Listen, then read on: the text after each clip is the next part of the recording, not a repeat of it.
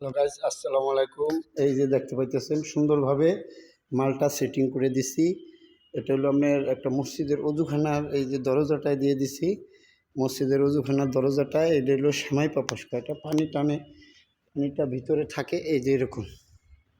নিচের ফাইবারটা দেখতেছেন আর উপরে সেমাই সেমাই কোয়ালিটির। এই যে স্যার এটা সুন্দরভাবে লাগাই দিছি ওই জায়গাটায়, ঠিক আছে। ওটা দিয়া এটা সাইড দিয়ে দিছি। এই যে এটা পাশ দিয়ে একটু বাড়াইয়া দিছি যাতে করে আপনার জিনিসটা আরও হেভি হয়ে গেছে।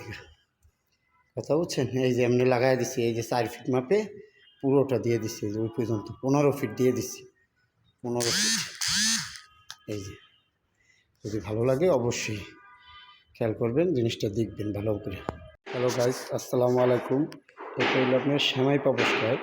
এই সেমাই পাপোশটা এই যে দিক দিয়ে দিচ্ছি সুন্দরভাবে লাগাইয়া। যদি আপনাদের এই ধরনের সেমাই পাপোশ লাগে তাহলে পাইকারি রেটে পেয়ে যাবেন আমাদের কাছে। হ্যাঁ, 100 টাকা, 90 টাকা বিভিন্ন রেটে বিক্রি করে থাকি। এটা হলো আপনার সেমাই পাপোশ করা, এটা হলো অজুখানার ভিতরে।